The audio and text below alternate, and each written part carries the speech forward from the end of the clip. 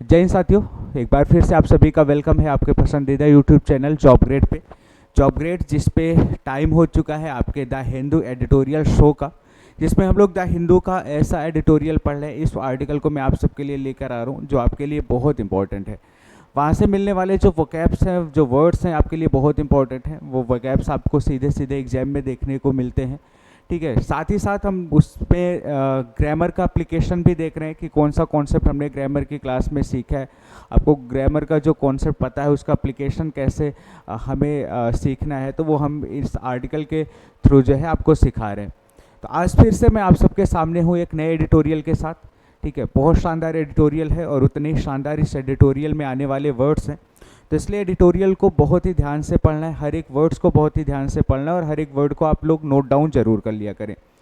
तो आप job grade के साथ जुड़ चुके हैं। जॉब ग्रेड जहाँ पे आपको UPSC, state PCS, defence, SSC, railway, CUET सारी क्लासेज आपको यहाँ पे मिल रही हैं with job grade rise, shine and upgrade. तो आज की क्लास को हम लोग शुरू करेंगे और आज की क्लास शुरू करने से पहले आप हमें फॉलो ज़रूर कर लें फेसबुक पर, इंस्टा पे, ट्विटर पे और साथ ही साथ आप यूट्यूब पर भी अगर नए हैं तो सब्सक्राइब जरूर कर लें चैनल को, ताकि हर आने वाली क्लास का नोटिफिकेशन आपको मिलता रहे। इसके पहले कि हम क्लास को शुरू करें, ये हमारा एक बैच है, ठीक है, जिसके बारे में मैं आपको बता दूं। अगर कोई स्टूडेंट ऐसा है जो एनडीए की प्रिपरेशन करना चाहता है और उसको लग रहा है कि अभी उसकी तैयारी में थोड़ी सी कमी रह गई है, तो इस बैच के साथ जुड़कर वो अपनी तैयारी को कंप्लीट कर सकता है। मिशन यूनिफॉर्म ये बैच है जो कि एनडीए 2 को टारगेट करके आपके लिए लॉन्च किया गया है। ठीक है, इस बैच को ज्वाइन करके आपको लाइव क्लासेस मिल जाएंगी डेली। जो कंटेंट होगा, जो पढ़ाने का तरीका होगा, वो बेसिक टू एडवांस होगा, मतलब बेसिक से चीज़ों को शुरू किया जाएगा। अगर आपने इसके पहले कभी पढ़ाई नहीं करी है, कभी नहीं पढ़ा है और आपको लग रहा है कि आपका बेस बहुत वीक है, तो आप इस बैच के साथ जुड़ सकते हैं। बेसिक टू एडवांस पढ़ाया जाएगा, जिसमें आपको मॉक टेस्ट और चैप्टर वाइज पीडीएफ एंड सारी चीज़ें आपको मिलती रहेंगी। फीस इसकी बहुत कम है। ठीक है, फीस इसकी बहुत कम है, 1999 इसकी फ़ीस है। बैच को आप ज्वाइन कर सकते हैं और इस बैच का, अगर बैच के लिए आप ट्रायल क्लासेस लेना चाहते हैं तो जो ट्रायल क्लासेस हैं बैच के लिए वो आपको यूट्यूब पर मिल जाएगी। ठीक है, आप प्लेलिस्ट चेक करिएगा, वहाँ पे सारे सब्जेक्ट की आपको क्लासेस मिल जाएंगी। चलिए आज की क्लास को शुरू करते हैं। ये आज की क्लास का जो एडिटोरियल है आप सबके सामने आ चुका है। एडिटोरियल बहुत प्यारा है, बहुत शानदार सा एडिटोरियल है। तो एक एक लाइन को हम लोग पढ़ेंगे, एक एक लाइन में आने वाले वर्ड्स को हम लोग सीखते चलेंगे और हर एक चीज़ को बहुत ही ध्यान से समझते चलेंगे। चलिए आज की क्लास को शुरू करते हैं। देखो लिखा है सोबर वर्डिक्ट। सोबर वर्डिक्ट का मतलब होता है संतुलित फैसले। सोबर का मतलब होता है कोई ऐसी चीज़ जो गंभीर है। ठीक है, सोबर का मतलब याद रखिएगा गंभीर। तो गंभीर फैसले, और ये गंभीर फैसले किस चीज़ को लेकर है? ठीक है, election result from Australia Singapore.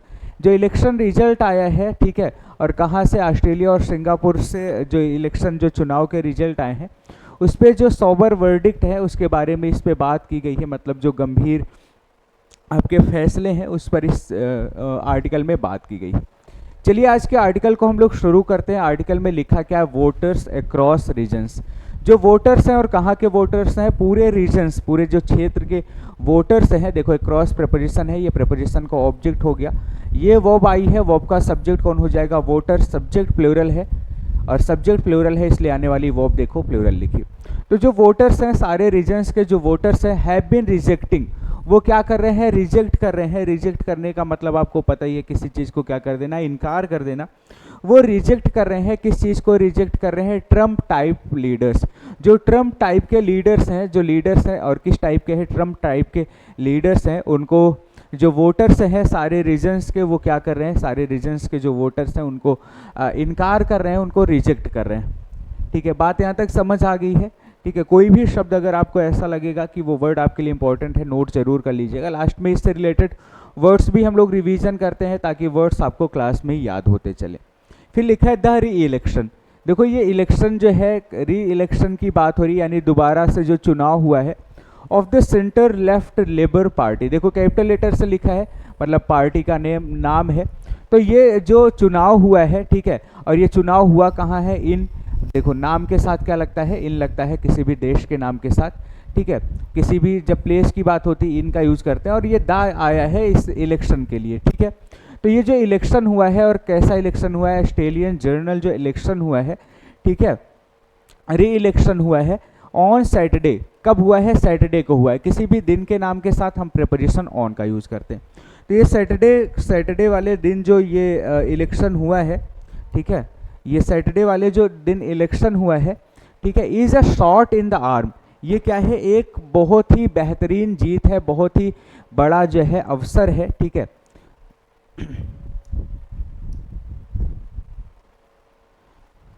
तो ये जो इलेक्शन हुआ है, ऑस्ट्रेलियन जनरल इलेक्शन हुआ है, ठीक है, और ये जो इलेक्शन हुआ है, ठीक है, यानी जो शनिवार को ऑस्ट्रेलिया में हुआ है, जो ये इलेक्शन, जो जनरल इलेक्शन है, मतलब आम चुनाव है, ठीक है, ये क्या है? ये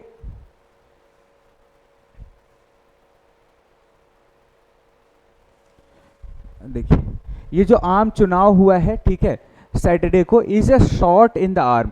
ये एक बहुत बड़ी जीत है, ठीक है। A shot in the arm का मतलब होता है बहुत बड़ी जीत या बहुत अच्छा अवसर। तो ये बहुत बड़ी जीत है, और किसके लिए बहुत बड़ी जीत है? देखो, ये इडियम जो है इंपॉर्टेंट है, कहीं पे नोट कर लीजिएगा, याद रखिएगा। ये बहुत बड़ी जीत है for prime minister, prime minister के लिए। और प्राइम मिनिस्टर का नाम क्या है? Anthony Albanese. जो एंथनी अल्बनीज हैं, जो कि ऑस्ट्रेलिया के प्राइम मिनिस्टर बने हैं, तो इनके लिए ये जो सैटरडे को आम चुनाव हुआ था ऑस्ट्रेलिया में, ठीक है, इनकी जो जीत हुई है, ये बहुत बड़ी जीत के रूप में देखा जा रहा है इस जीत को। अब देखो, आगे लिखा है हु, और हु अपने आप में क्या होता है? हु अपने आप में एक रिलेटिव प्रोनाउन होता है। रिलेटिव प्रोनाउन अपने पहले ही लिखे हुए नाउन को रिलेट करने का काम करता है। तो यहाँ पे हु आया है किसके लिए? एंथनी अल्बनीज के लिए आया है। हु बिकेम, ये जो एंथनी अल्बनीज है, ये बन गए हैं, क्या बन गए हैं? The first Australian leader. ये पहले ऐसे ऑस्ट्रेलियन लीडर बन गए हैं to win a second term, जिनकी दोबारा से जीत हुई है। जिनकी क्या हुई है? दोबारा से जीत हुई है, ठीक है, इन मोर देन 2 डिकेड्स। डिकेड का मतलब होता है 10 ईयर्स, ठीक है, और 2 डिकेड्स का मतलब 20 ईयर्स। तो लगभग 20 साल में अगर देखा जाए, तो 20 साल में ये जो इनकी दोबारा से जीत हुई है, ये ऑस्ट्रेलिया के पहले ऐसे लीडर बन गए हैं जिनकी 2 डिकेड्स में दोबारा से क्या हुई है? जीत हुई है। बात समझ आ गई? कोई डाउट होगा तो आप लोग पूछिएगा, ठीक है। आगे क्या लिखा है? The central right liberal national was trounced. इसमें देखो, ये जो पार्टी थी, फिर से नाम लिखा है, ये किसी पार्टी का नाम है। इस पार्टी को क्या करना पड़ा है? ट्राउंस्ड। ट्राउंस्ड का मतलब होता है हार का सामना करना, ठीक है। इसको हार का सामना करना पड़ा है, यानी जो ये पार्टी थी, central right liberal national party थी, इसको हार का सामना करना पड़ा। ट्राउंस शब्द याद रखिएगा, ठीक है। ट्राउंस का मतलब होता है बुरी तरीके से हार का सामना करना पड़ा, ठीक है। इसको बुरी तरीके से हार का सामना करना पड़ा था विथ लेबर विनिंग। और इसमें जो लेबर पार्टी थी, देखो कैपिटल लेटर से लिखा है, मतलब पार्टी का नेम है। लेबर जो पार्टी थी वो विन की है कितनी सीट को? 87 सीट्स को इसने जीत लिया है ऑफ द 151, यानी 151 सीट्स में से 87 सीट्स को इस पार्टी ने क्या कर लिया है? जीत लिया है। देखो, ऑफ का काम होता है पार्ट और टोटल को जोड़ना, मतलब ये पार्ट है और ये टोटल है। टोटल सीट्स कितनी थी? 151 थी, ठीक है, और उसमें से 87 सीट्स को इस पार्टी ने क्या कर लिया है? जीत लिया है। और ये जो दूसरी पार्टी थी, इसको क्या करना पड़ा है? इसको हार का सामना करना पड़ा है, ट्राउंस्ड करना पड़ा है। ट्राउंस्ड का मतलब होता है हार का सामना करना पड़ा। In the Australian parliaments lower house, जो, और इसको हार का सामना कहाँ करना पड़ा है? इसको हार का सामना करना पड़ा है, ठीक है, संसद के निचले सदन में। ये लोअर लिखा है ना, लोअर हाउस, ठीक है। जो निचला सदन होता है किसका? पार्लियामेंट का, संसद का जो निचला सदन होता है, उसमें इसको क्या करना पड़ा है? इसको 151 में से 87 सीट्स को इस पार्टी ने जीत लिया है, लेबर पार्टी ने, और जो दूसरी पार्टी थी उसको हार का सामना करना पड़ा है। बात समझ आ गई? इतनी सी बात समझ आ गई होगी। तो आगे बढ़ते हैं, और कोई वर्ड इसमें आई थिंक ऐसा है नहीं जो आपको ना पता चल रहा हो, ठीक है। हमने एक वर्ड को, हर एक वर्ड को आपको एक्सप्लेन कर दिया। Against its previously razor thin edge of 77 seats.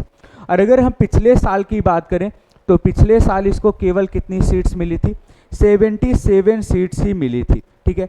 पिछली बार इनके पास केवल कितनी सीट थी? अगर पिछली बार की बात करें, तो पिछली बार इसके पास केवल 77 सीट्स थी। लेबर पार्टी के बाद पास, लेकिन इस बार इनकी जो जीत है वो कैसी जीत है, a shot in the arm है, एक बहुत बड़ी जीत है, क्योंकि इस बार इन्होंने 87 सीट्स को जीत लिया है 151 में से। और कहाँ पे, जो ऑस्ट्रेलिया के सदन का जो निचला सदन था, ठीक है, पार्लियामेंट का, उसमें लिखा है वेलकमिंग, ठीक है, मिस्टर अल्बनीज विन, ठीक है। मिस्टर अल्बनीज की जो जीत हुई है, देखो एपोस्ट्रॉफी एस लगा है, एपोस्ट्रॉफी एस लिविंग के लिए लगता है, तो लिविंग के साथ एपोस्ट्रॉफी एस लगा है, और एपोस्ट्रॉफी का काम क्या होता है, रिलेशन बताना या फिर ओनर, ठीक है, ओनरशिप बताना। तो किसकी जीत की बात हो रही है, अल्बनीज की बात हो रही है। एपोस्ट्रॉफी एस जो होता है वो हुज का रिप्लाई होता है, ये भी बात याद रखिएगा। तो किसकी जीत, जो मिस्टर अल्बनीज की जीत हुई है, ठीक है, इसका स्वागत करते हुए जो प्राइम मिनिस्टर नरेंद्र मोदी जी हैं, ठीक है, कॉन्ग्रेचुलेटेड, उन्होंने उसको क्या दिया है, बधाई दी है फॉर एन एम्फेटिक मैंडेट, ठीक है। ये जो एम्फेटिक मैंडेट था, जो एक विस्तृत जनादेश था, मैंडेट का मतलब जनादेश होता है, जो ये विस्तृत जनादेश था उस पर नरेंद्र मोदी ने उसको क्या दी है, बधाई दी है, ठीक है।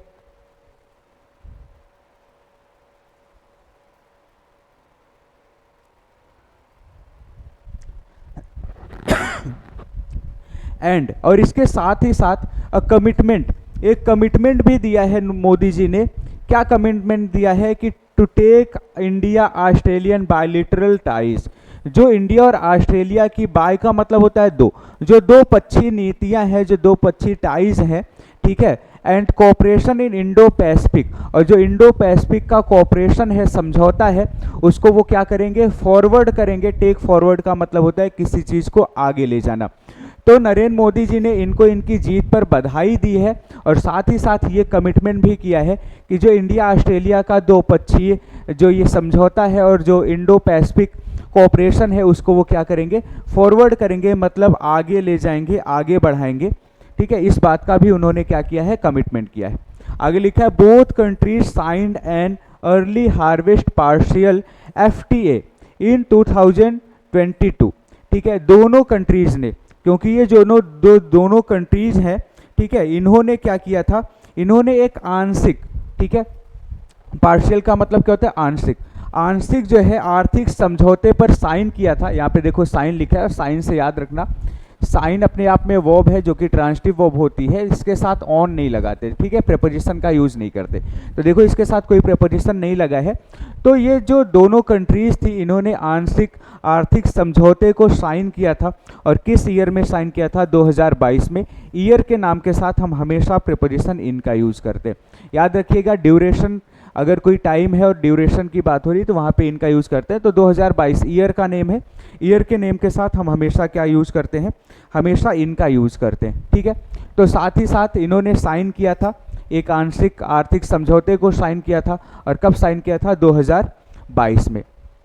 एंड हैव अग्रीड, और साथ ही साथ अग्री किया था। देखो यहाँ पे हैव इसलिए लगा है क्योंकि बात किसकी हो रही, बात हो रही बोथ कंट्रीज। देखो सब्जेक्ट कैसा है, सब्जेक्ट प्लूरल है, और अगर सब्जेक्ट प्लूरल है तो यहाँ पे एंड से वर्ब को कॉमन, मतलब वर्ब को जोड़ा गया है, सब्जेक्ट को कॉमन कर लिया है। दोनों कंट्रीज ने इस समझौते को साइन किया था 2022 में, और साथ ही साथ इन लोगों ने अग्री किया है to conclude a comprehensive economic cooperation agreement by the end of this year, कि इस ईयर के लास्ट तक, ये जो साल चल रहा है, इस ईयर के लास्ट तक वो क्या करेंगे, कॉम्प्रिहेंसिव विस्तृत इकोनॉमिक कोऑपरेशन, यानी आर्थिक समझौते पर क्या करेंगे, एग्रीमेंट करेंगे, यानी एक समझौते पर साइन करेंगे।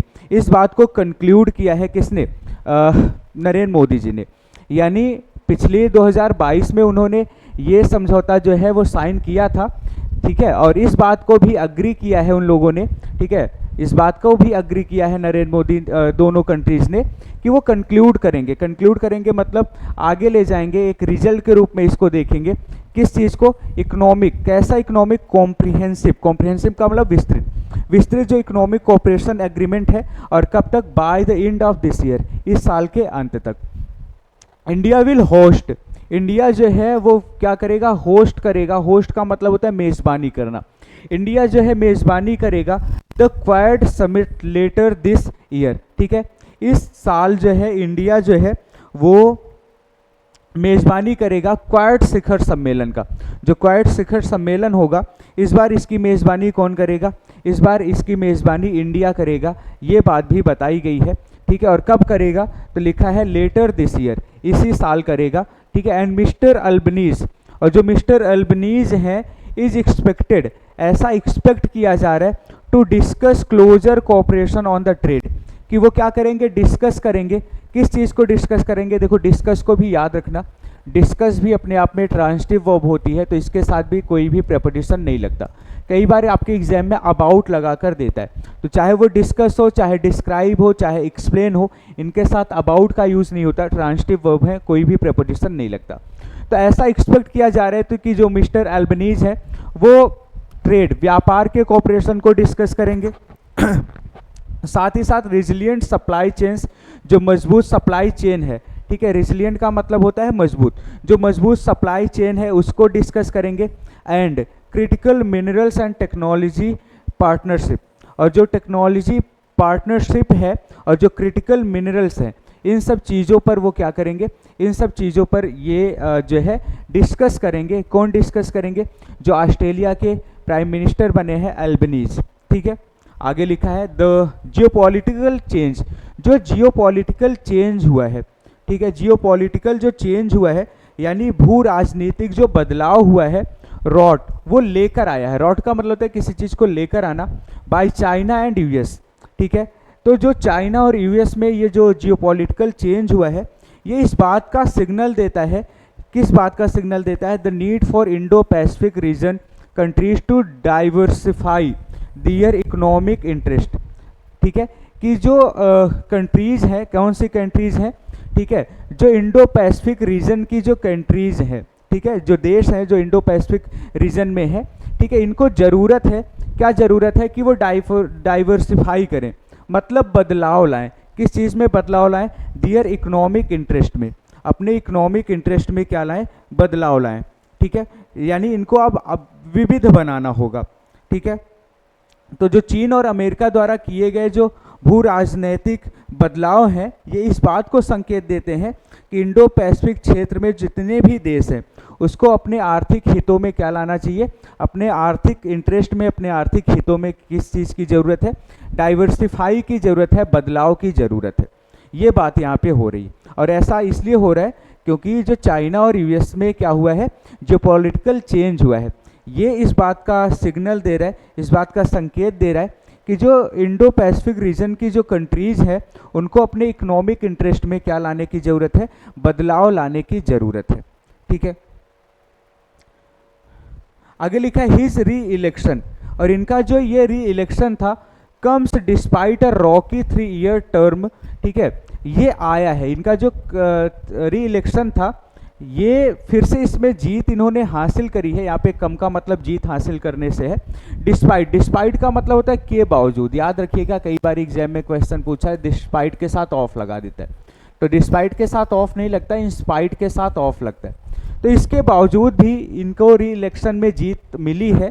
किसके बावजूद? अ रॉकी 3 ईयर टर्म्स, कि इनका जो 3 साल था, ठीक है, वो बहुत क्या था? बहुत डिफिकल्ट था। रॉकी का मतलब होता है बहुत डिफिकल्ट, मतलब उतार चढ़ाव से भरा हुआ था। सिंस 2022, 2022 से, जो 2022 से इनका जो ये जो, ठीक है, जो टाइम था वो क्या था? बहुत ही मुश्किलों से भरा हुआ था। इसके बावजूद भी उनको री इलेक्शन में क्या मिली है? री इलेक्शन में जो है जीत मिली हुई है।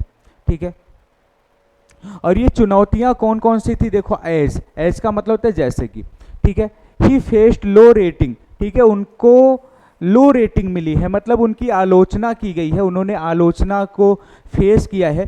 और किस, देखो, ऑन जो है वो टॉपिक का प्रेपोजिशन होता है। जब कोई टॉपिक बताया जाता है तो टॉपिक के साथ हम कौन सा प्रेपोजिशन यूज करते हैं? प्रेपोजिशन ऑन का यूज करते हैं। ठीक है, तो किस टॉपिक पे इनको आलोचना का सामना करना पड़ा है? इकोनॉमिक, ठीक है, आर्थिक रूप में इनको आलोचना का सामना करना पड़ा है। इन्फ्लेशन, इन्फ्लेशन का मतलब क्या होता है? इन्फ्लेशन का मतलब होता है जब महंगाई, महंगाई आ जाती है तो उसको इन्फ्लेशन बोलते हैं। ठीक है, महंगाई का सामना करना पड़ा है, इमिग्रेशन का सामना करना पड़ा है। इन सब के बावजूद भी, इतनी सारी कठिनाइयों का 3 साल में सामना करने के बावजूद भी इनको एक बड़ी जीत मिली है। A shot in the arm मिला है, मतलब एक बहुत बड़ी जीत, बहुत बड़ी उपलब्धि मिली हुई है। अ रीसेंट पोल, अभी हाल ही में कोई पोल आया था जिसमें ये बात कही गई थी कि ही वुड आइदर लॉस, कि इस बारी ये क्या करेंगे, या तो चुनाव क्या कर जाएंगे, हार जाएंगे। क्योंकि अभी कोई पोल आया था रिसेंट में ही, उसमें इस बात को बोला गया था कि इस बार ये चुनाव को क्या करेंगे, हार जाएंगे, और अथवा फेस हंग पार्लियामेंट, या फिर इनको सामना करना पड़ेगा। किस चीज़ का सामना करना पड़ेगा? हंग पार्लियामेंट का मतलब इनको बहुमत नहीं मिलेगी। ठीक है, मतलब इनको बहुत कम सीटें मिलेंगी। ऐसा कोई रिसेंट में पोल आया था जिसमें इस बात को बताया गया था, लेकिन ऐसा कुछ नहीं हुआ। इतनी समस्याओं के बावजूद भी लोगों ने इन पर विश्वास जताया और इनको दोबारा से जीत मिली हुई है, जीत दोबारा से मिल गई। तो ये आज का आर्टिकल था, ये आज का आर्टिकल था जिसको लाइन बाय लाइन मैंने आपके लिए पढ़कर एक्सप्लेन कर दिया है, और इम्पोर्टेंट जो वर्ड्स थे, जो वोकैब्स थे, वो भी हमने आपके लिए एक्सप्लेन कर दिया है। ठीक है, चलिए इससे रिलेटेड जो वर्ड्स हैं उनका एक बारी फिर से रिवीजन कर लेते हैं। एक बारी इस आर्टिकल में आई हुई वर्ड्स का फिर से, सारे वर्ड्स का एक बारी रिवीजन कर लेते हैं, ताकि वर्ड्स एक बारी आपको यहाँ पे मिले हैं देखने को, और दोबारा जब आपको रिवीजन हो जाएगा तो सारे वर्ड्स जो हैं आपको याद हो जाएंगे। चलिए देखिए, इसमें एक वर्ड आया था सोबर वर्डिक्ट्स, जिसका मतलब क्या होता है? गंभीर निर्णय होता है, गंभीर निर्णय होता है। इलेक्शन का मतलब आप सभी जानते हैं चुनाव होता है। रिजेक्शन का मतलब होता है अस्वीकृति। तो ट्रम्प टाइप के जो लीडर्स हैं उनको क्या मिल रही थी? रिजेक्शन मिल रही थी, अस्वीकृति मिल रही थी। इसमें एक शब्द और आया था जो अच्छा शब्द था। ठीक है, वो शब्द क्या था? वो वर्ड था shot in the arm. Shot in the arm का मतलब होता है उत्साहवर्धक। हमने बताया था ना, एक बड़ी जीत के रूप में इसको देखा जा रहा है। तो शॉट इन द आर्म का मतलब क्या होता है? उत्साहवर्धक होता है। ये भी वर्ड आपको यहाँ पे मिला था। ठीक है, जो इसमें इंपॉर्टेंट वर्ड एक आया था वो था ट्राउंस्ड। ट्राउंस्ड का मतलब क्या होता है? ट्राउंस्ड का मतलब होता है बुरी तरीके से हराया। ठीक है, किसी को डिफीट कर देना, क्रश कर देना, इसका मतलब होता है। सिनोनिम भी आप सबके लिए यहाँ पे लिखे हैं, आप लोग इसको डाउनलोड कर लीजिएगा पीडीएफ को, और सिनोनिम सारे नोट कर लीजिएगा। रेजर थिन आया था जिसका मतलब होता है बहुत ही मामूली। ठीक है, तो उसमें बहुत मामूली सीट मिली थी उनको, 77 मिली थी पिछले चुनाव में, लेकिन इस बार कितनी सीट मिली थी? इस बार 87 सीट्स जो है उनको मिली थी। इम्फेटिक था, इम्फेटिक का मतलब होता है जोरदार। ठीक है, इम्फेसिस से बना है, इम्फेसिस का मतलब होता है किसी चीज़ पर जोर। ठीक है, और इम्फेसाइज वर्ब होती है जिसका मतलब होता है जोर देना। मैंडेट शब्द आया था, मैंडेट का मतलब क्या होता है? जनादेश होता है। ठीक है, मैंडेट का मतलब क्या होता है? जनादेश होता है। ठीक है, और इसमें कौन सा शब्द आया था? इसमें और जो इंपॉर्टेंट वर्ड आपको मिले थे, बायलिटरल टाइज मिला था, जिसका मतलब हमने आपको बताया था दो पक्षीय संबंध होता है। ठीक है, पार्शियल एफटीए, पार्शियल का मतलब ही होता है आंशिक, तो ये आंशिक था। ठीक है, रेजिलिएंट शब्द आया था जो कि इंपॉर्टेंट है आपके लिए, जिसका मतलब होता है लचीला या मजबूत, मतलब जो आसानी से टूटे ना, वो होता है रेजिलिएंट। ठीक है, इसके अलावा आपको जो इसमें वर्ड देखने को मिला था जियोपॉलिटिकल मिला था, भू राजनीतिक होता है, जिसमें बदलाव हुआ था कहाँ पे? यूएस और चाइना में, जिसकी वजह से इस बात की उनको ज़रूरत लगी कि अब उनको अपने इकोनॉमिक इंटेंशन को क्या करना है? डाइवर्सिफाई करने की ज़रूरत है, उसमें बदलाव लाने की ज़रूरत है। यहाँ पे एक वर्ब आई थी रॉट, जो हमने आपको बताया था, जिसका मतलब क्या होता है? किसी को लाना या किसी को उत्पन्न करना।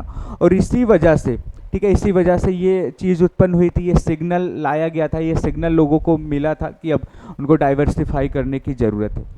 डाइवर्सिफाई का मतलब होता है विविध बनाना। ठीक है, अभी हम लोगों ने पढ़ा था, विविध बनाना होता है डाइवर्सिफाई का मतलब। शोर अप एक फ्रेज आई थी, शोर अप का मतलब होता है समर्थन देना, इंपॉर्टेंट है, याद रखिएगा। शोर अप का मतलब क्या होता है? समर्थन देना होता है। ठीक है, वर्ड्स जरूर याद रखिएगा।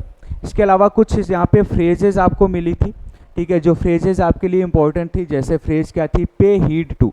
पे हीड टू का मतलब होता है किसी को ध्यान देना। स्टैंड विथ का मतलब होता है किसी का समर्थन करना। एक्ट ऑन, ये कुछ इंपॉर्टेंट फ्रेजेज हैं। ठीक है, फ्रेजेस को आप लोग एक बारी देख लीजिएगा। ठीक है, फ्रेज जो होती है वो इंपॉर्टेंट होती है, कुछ इंपॉर्टेंट फ्रेजेस अलग से भी इसमें ऐड की गई है। ठीक है, तो आप लोग इन फ्रेजेस को देख लीजिएगा। ठीक है, ये फ्रेजेज इंपॉर्टेंट हैं जो आपके लिए आपके एग्जाम में सीधे सीधे कई बारी पूछ ली जाती। तो ये आज का जो आर्टिकल था, हम लोगों ने आर्टिकल आज का कंप्लीट कर लिया है, ठीक है। और आई होप आप सबको समझ आया होगा, वर्ड्स आपको इंपॉर्टेंट ज़रूर मिले होंगे। अब लोग सारे वर्ड्स को अच्छे से नोट करते चलिएगा, हर चीज़ को अच्छे से समझते चलिएगा, ठीक है, ताकि आपके वर्ड्स वाली जो दिक्कत है वो दूर हो जाए। तो आज की क्लास में इतना ही, मिलेंगे कल फिर से हम लोग नई क्लास में नए आर्टिकल के साथ। तब तक के लिए थैंक यू। जय हिंद, वंदे मातरम।